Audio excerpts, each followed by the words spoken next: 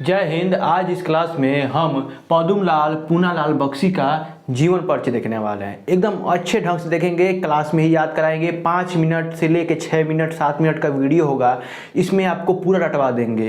देखिए, आप रटने बैठेंगे ना तो आपको आधा घंटा 1 घंटा लग सकता है और याद भी नहीं होगा शायद। हम यहाँ पर आपको चुटकियों में याद करा देंगे। देखिए, थोड़ा आँख में प्रॉब्लम है, बल्कि आपके लिए वीडियो हम बना रहे हैं, ठीक है। तो प्लीज़ वीडियो को शुरू से लेकर अंत तक देखिएगा। अगर आप चैनल पर नए, चैनल को सब्सक्राइब कर दीजिएगा, सब चीज़ फ्री में होता है। चलिए स्टार्ट करते हैं। देखिए, पदुमलाल पूनालाल बख्शी का जीवन परिचय हम कैसे लिखेंगे। सबसे पहले आपके पास खूब जानकारी भरा हुआ है, आपको लिखने का तरीका नहीं पता है ना, तो नंबर कट सकता है। इसलिए बता रहे हैं कि जीवन परिचय कैसे लिखा जाएगा, आपको हम अच्छे तरीके से बताते हैं। सबसे पहले देखिए, किसी भी लेखक या कवि है, उसका जीवन परिचय लिखने से पहले उसका हम लोग एक ऊपर हेडिंग बना लेते हैं, उसका उनका नाम का, कवि या लेखक का। उसके बाद जीवन परिचय यहाँ पर हेडिंग बनाना पड़ेगा। पहला काम ये याद रखिएगा।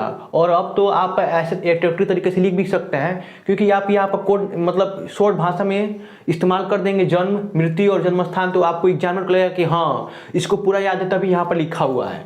इसलिए ये हिंट बनाना बहुत ज़रूरी है। इसके लिए थोड़ा एग्जामिनर की नज़र में अच्छा लगता है ना कि हाँ उसको याद है।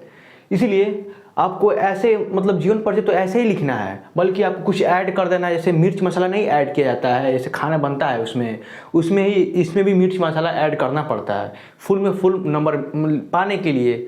चलिए जीवन परिचय लिखते हैं, हम लोग समझते हैं इनका जीवन परिचय क्या है। देखिए, कोई भी लेखक या कवि है, उसका जीवन परिचय लिखने से पहले ना उसको सम्मानित किया जाता है। सम्मानित में देखिए लिखे हैं कि द्विवेदी युग के प्रमुख कवि। ध्यान रखिएगा, ये जो पदुमलाल पूनालाल बख्शी ना एमसीक्यू में पूछा भी जा सकता है कि पदुमलाल पूनालाल बख्शी किस युग के कवि हैं, तो द्विवेदी युग यहाँ पर मार दीजिएगा, ठीक है। अब देखिए, द्विवेदी युग के प्रमुख कवि पदुमलाल पूनालाल बख्शी जी का जन्म सन 1894 ईस्वी में जबलपुर के खैरागढ़ में नामक स्थान पर हुआ था। याद रखिएगा, हम लोग क्या याद किए हैं पहले कि द्विवेदी युग के प्रमुख कवि पदुमलाल पूनालाल बख्शी, मेरे साथ बोलते रहिए। द्विवेदी युग के प्रमुख कवि पदुमलाल पूनालाल बख्शी जी का जन्म सन 1894 ईस्वी को जबलपुर के खैरागढ़ में हुआ था।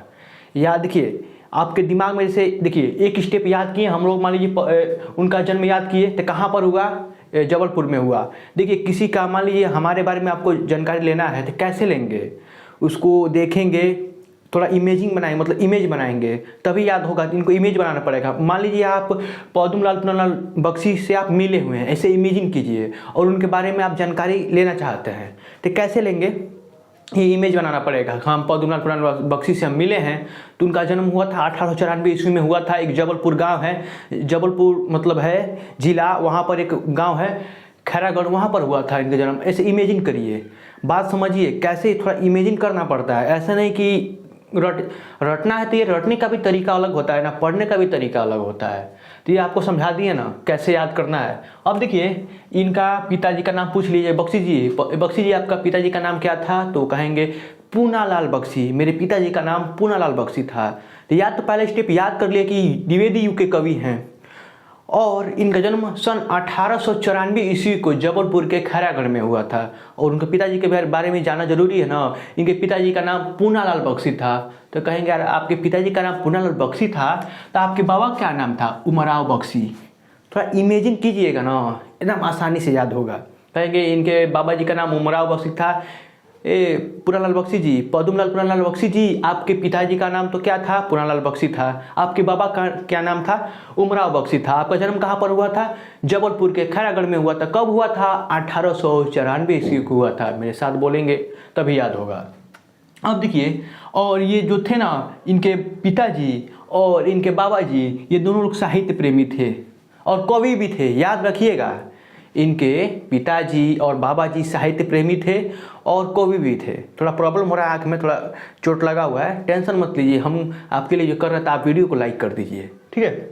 अब देखिए, माता का नाम तो यहाँ पर स्पष्ट नहीं किया गया है, बल्कि साहित्य प्रेम था। याद रखिएगा कि इनके माता को थोड़ा नाम नहीं भूल, जहाँ पर नाम भूल जाए ना वहाँ पर साहित्य प्रेम लगाओ जोड़ दीजिएगा, धार्मिक लगाओ जोड़ दीजिएगा, ठीक है। हम एक ट्रिक बता रहे हैं कि कह दीजिएगा इनके माता धार्मिक लगाव था, साहित्य से प्रेम था, लोग को सेवा करती थी, ऐसे आप जोड़ सकते हैं यार। अट्रैक्टिव तरीके मतलब कुछ अलग हट के करना पड़ता है ना। मिर्च मसाला जब तक ऐड नहीं करेंगे सब्जी में ना तब तक स्वाद नहीं आता है, ये जानिएगा।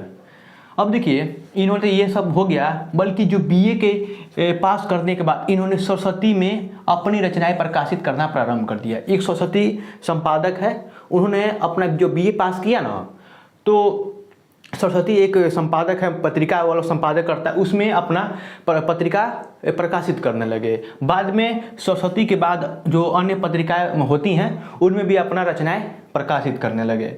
और देखिए यहाँ पर स्पष्ट लिखा हुआ है। और देखिए इन्होंने जीवन, धर्म, समाज, संस्कृति और साहित्य आदि विषयों पर में उच्च कोटि के निबंध लिखे हैं। अब देखिए इनके जीवन, धर्म, समाज के बारे में, जो संस्कृति हमारी, धर्म के बारे में इन्होंने निबंध लिखा है। इन्होंने याद रखिएगा जीवन के बारे में, किसी धर्म के बारे में, समाज के बारे में, संस्कृति के बारे में और हिंदी साहित्य के बारे में इन्होंने निबंध लिखा है। याद रखेंगे, इमेजिन करेंगे, आपको पक्का है याद हो जाएगा। आप ऐसे पढ़ते रहें कभी नहीं याद होगा, आपको इमेजिन करना पड़ेगा, ठीक है। अब देखिए बख्शी जी प्रसिद्धि का मुख्य आधार आलोचना और निबंध लेखक है। इनका जो फेमस होने का जो मुख्य आधार क्या है ना, ये क्या किए ना, ये आलोचना और निबंध जब लेखन किए तभी इनको प्रसिद्धि मिली, मतलब सक्सेस मिली। याद रखिएगा, प्रसिद्धि मतलब होता है सक्सेसफुल आदमी। एक सक्सेसफुल आदमी बने कब बने, जब आलोचना लिखे और निबंध लिखे तब। अब याद रखिएगा बख्शी जी विशेष रूप से अपने ललित निबंधों के लिए मतलब याद किए जाते हैं। उनके जो निबंध होते हैं इतना कोमल, इतना अच्छा निबंध है ना कि इनके लिए वो जाने जाते हैं। याद रखिएगा कि बख्शी जी विशेष रूप से अपने ललित निबंधों के लिए स्मरण मतलब याद रखे जाते हैं। और साहित्य के महान साधक सन 1971 ईस्वी में परलोक स्वर्ग में गए, मतलब ये इनकी मृत्यु हो गई। लास्ट में ये लिख देंगे और लास्ट में रचना लिख देंगे 2-3 और इत्यादि लगा देंगे। इत्यादि लगाना जरूरी है क्योंकि बहुत सारी रचना लिखे हैं ना ये, ठीक है। आपको बता दिए, कोई भी दिक्कत हो रही है नीचे कमेंट बताइएगा। कमेंट बॉक्स ऑन रहता है और फ्री में चैनल को सब्सक्राइब कर लीजिए, सब चीज़ फ्री में होता है। मिलते हैं अगली वीडियो में, तब तक के लिए जय हिंद, जय भारत।